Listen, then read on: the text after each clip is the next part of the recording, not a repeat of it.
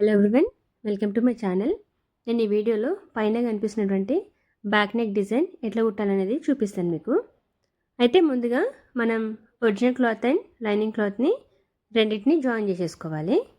మన back neck shape ఏ విధంగా ఉందో అదే షేప్లో నీట్గా మనం కుట్టేసుకోవాలన్నమాట. ఒకవేళ మనకి ఇబ్బంది అనిపిస్తుందంటే ఫస్ట్ మార్కర్తో షేప్ లైన్ మనం డ్రా చేసేసుకొని అదే లైన్ పైన కుట్టేసుకుంటూ రావాలి. ఓకే, ఈ విధంగా ఇప్పుడు ఎక్సెస్ క్లాత్ని కట్ చేసేసుకోవాలి. నీట్గా కట్ చేసేసుకొని మనం ఈ లైనింగ్ క్లాత్ అనేది లోపల టర్న్ అవ్వడానికి అని చెప్పి అక్కడక్కడ కట్ చేసేసుకోవాలి. ఎందుకు అంటే ఈజీగా టర్న్ అవ్వడానికి అని చెప్పేసి. ఓకే, ఈ విధంగా మనం అక్కడక్కడ షేప్, మన కర్వ్ షేప్ ఎక్కడెక్కడ ఉందో అక్కడ కట్ చేసేసుకోవాలి.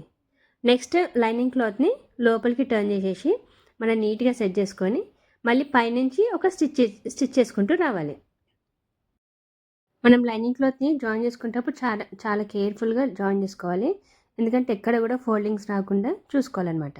ఓకే, ఈ విధంగా స్టిచ్ చేసుకున్న తర్వాత కంప్లీట్ బ్లౌజ్ మొత్తం లైనింగ్ క్లాత్ అండ్ ఒరిజినల్ క్లాత్ని జాయిన్ చేసేసుకోవాలి. ఓకే, ఎంత నీట్గా జాయిన్ చేసుకుంటే మనకి బ్లౌజ్ లుక్ అనేది అంత నీట్గా వస్తుంది. చూడండి ఎంత నీట్గా జాయిన్ చేసుకుంటున్నామో. ఇప్పుడు ఎక్సెస్ క్లాత్, బ్లౌజ్ మొత్తంలో ఎక్సెస్ క్లాత్ని కట్ చేసేసుకోవాలి. ఓకే, చాలామంది కింద వీప్ని కూడా మనం నెక్ని ఏ విధంగా జాయిన్ చేసుకున్నామో అదే విధంగా జాయిన్ చేసుకొని లోపల నుంచి తీసేస్తారు. కానీ నేను ఏంటంటే కింద స్టిఫ్ ఉండడానికి అని చెప్పి ఒక 1.5 ఇంచెస్ క్లాత్ తీసుకొని నేను ఫోల్డ్ చేసేసుకొని కుట్టుకొని కింద వీప్ పట్టిలాగా వేసుకుంటాను అనమాట. ఇట్లా వేసుకోవడం వల్ల ఏమవుతుందంటే మన వీప్ అనేది కింద కొంచెం స్టిఫ్గా ఉండిపోతుంది, పైకి లేవకుండా ఈ విధంగా వేస్తే స్టిఫ్గా పోతుందని నేను వీప్ పట్టి సపరేట్గా వేసుకుంటాను అనమాట. అది ఎవరిష్టం వాళ్ళది. ఓకే, ఇక్కడ కూడా మనకి కర్వ్ షేప్ వచ్చింది కాబట్టి నేను అక్కడక్కడ కట్ చేసుకుంటున్నా. ఓకే, ఇప్పుడు నెక్స్ట్ ఒక్కసారి లోపలికి మన లైనింగ్ క్లాత్ని అంటే వీపట్టి క్లాత్ని టర్న్ చేసుకొని పైన స్టిచ్ చేసేసుకోవాలి. ఇప్పుడు నెక్స్ట్ వీపట్టిని లోపలికి టర్న్ చేసి మళ్ళీ పైన ఒక స్టిచ్ చేసేసుకోవాలి.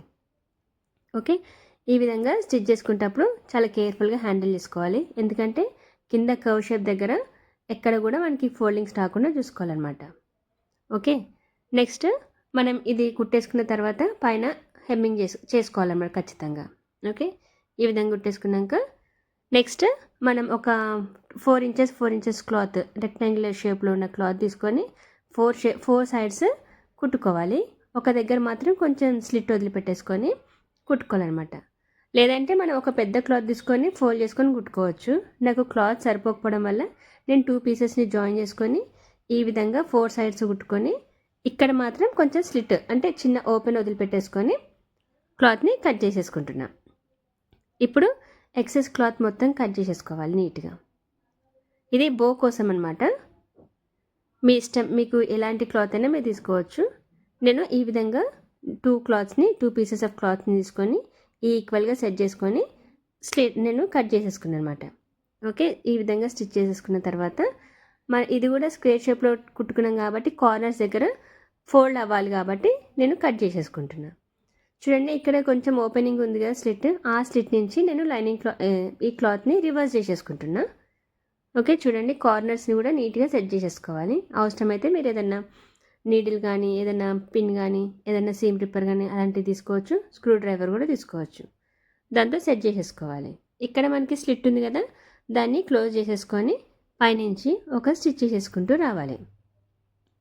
చూడండి ఈ విధంగా నీట్గా సెట్ చేసుకొని ఓవరాల్గా మనకి ఈ రెక్టాంగిల్ షేప్లో పైనుంచి టాప్ స్టిచ్ చేసేసుకుంటూ రావాలి. ఈ విధంగా చేయడం వల్ల ఇది మనకి షేప్ అనేది పర్ఫెక్ట్గా వస్తుంది, ప్రెస్ అయిపోయి ఉంటుంది అన్నమాట క్లాత్. ఓకే, ఈ విధంగా మొత్తం కుట్టేసేసుకోవాలి.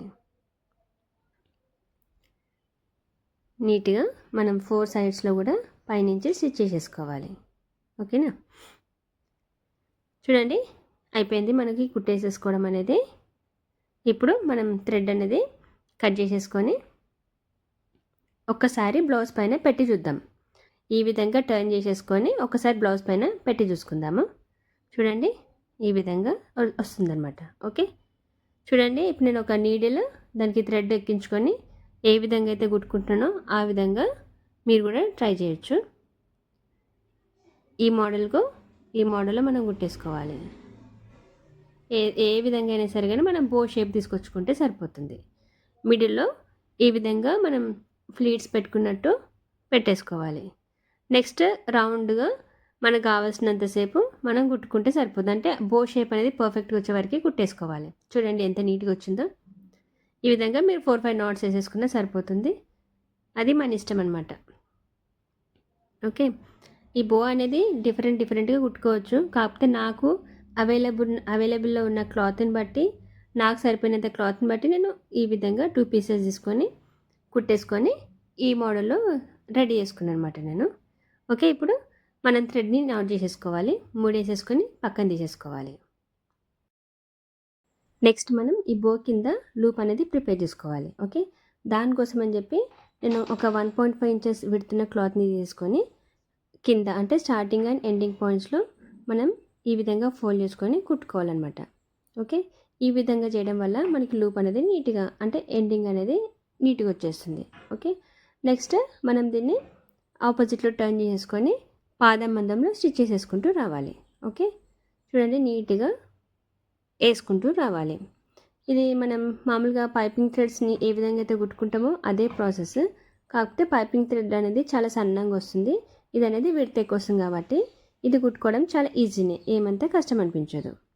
ఓకే, ఈ విధంగా కుట్టుకున్న తర్వాత మనం ఒక నీడిల్కి థ్రెడ్ ఎక్కించుకొని కింద నాట్ వేసేసుకోవాలన్నమాట. మనం చూడండి ఈ విధంగా మనం నీడిల్తోని నాట్ వేసేసుకోవాలి. నాట్ వేసుకున్న తర్వాత మనం నీడిల్ని లోపలికి ఇన్సర్ట్ చేయాలి.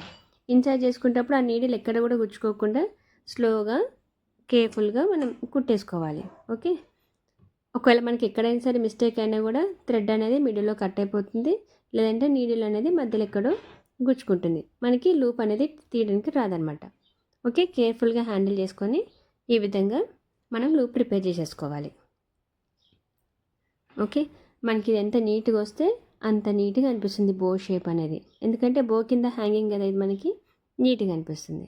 ఓకే, చూడండి ఈ విధంగా మనం సీమ్ రిప్పర్తో ఎడ్జెస్ అనేది పర్ఫెక్ట్గా సెట్ చేసుకోవాలి. ఇంకా బోకి చాలామంది సెంటర్లో క్లాత్తోని టై చేస్తారు. అయితే నేను ఇక్కడ చిన్నపిల్లలు కాబట్టి బీడ్స్ వేసుకుంటే బాగుంటుందని చెప్పి నేను గోల్డెన్ కలర్లో ఉన్న బీడ్స్ తీసుకొని ఈ విధంగా సెంటర్లో సెట్ చేసేసుకొని నేను స్టిచ్ చేసేసుకుంటున్నా. ఓకే, చాలామంది పీస్ ఆఫ్ క్లాత్ తీసుకొని వాళ్ళు సెంటర్లో కుట్టుకుంటారు అనమాట. సో దానివల్ల కూడా బో అనేది చాలా నీట్గా వస్తుంది. కాకపోతే నాకేంటంటే బీడ్స్ వేసుకుంటే బాగుంటుందని చెప్పి నేను బీడ్స్ వేసేసుకున్నా. నెక్స్ట్ ఇప్పుడు మనం ఏదైతే లూప్ ప్రిపేర్ చేసుకున్నామో దాన్ని బీడ్స్ కింద నీట్గా పెట్టుకొని బీడ్స్ని సెంటర్లో వచ్చేటట్టు దాన్ని మనం సెట్ చేసుకొని అటు ఇటు స్టిచెస్ వేసుకుంటే సరిపోతుంది. ఓకే, ఈ విధంగా మనం కుట్టేసేసుకోవాలి. మనం బో షేప్ అనేది ఎంత నీట్గా ప్రిపేర్ చేసుకుంటే మన బ్లౌజ్ బ్యాక్ సైడ్ అనేది చాలా నీట్గా అనిపిస్తుంది. మెయిన్ చిన్న పిల్లలు కదా, ఇది చాలా క్యూట్ అనిపిస్తుంది అనమాట వాళ్ళకి ఈ బో అనేది. పెద్దవాళ్ళు కూడా బాగుంటుంది, కాకపోతే చిన్న వాళ్ళది కదా ఇంకా చాలా బాగుంటుంది. ఓకే, ఈ విధంగా మనం కంప్లీట్గా బోని పైన స్టిచ్ చేసేసుకోవాలి. ఓకే, ఎవరైతే ఫస్ట్ టైం నా ఛానల్ చూస్తున్నారో వాళ్ళు నా ఛానల్ని సబ్స్క్రైబ్ చేసుకోండి. నెక్స్ట్ ఈ వీడియో నచ్చితే కనుక లైక్ చేయండి అండ్ షేర్ చేయండి. మరెన్నో వీడియోస్ కూడా నేను మీతో షేర్ చేసుకుంటాను అనమాట. ఓకే, చూడండి ఈ విధంగా కుట్టేసుకున్న తర్వాత కింద మనం నాట్ వేసేసుకోవాలి. నెక్స్ట్ మనకి కింద వీప్ పట్టి కనిపిస్తుంది కదా, దాన్ని హెమ్మింగ్ చేసేసుకుంటే సరిపోతుంది. దీంతో మనకి బ్యాక్ పార్ట్ అనేది రెడీ అయిపోతుంది. చూడండి ఎంత బ్యూటిఫుల్ ఉందో. Okay, thank you for watching.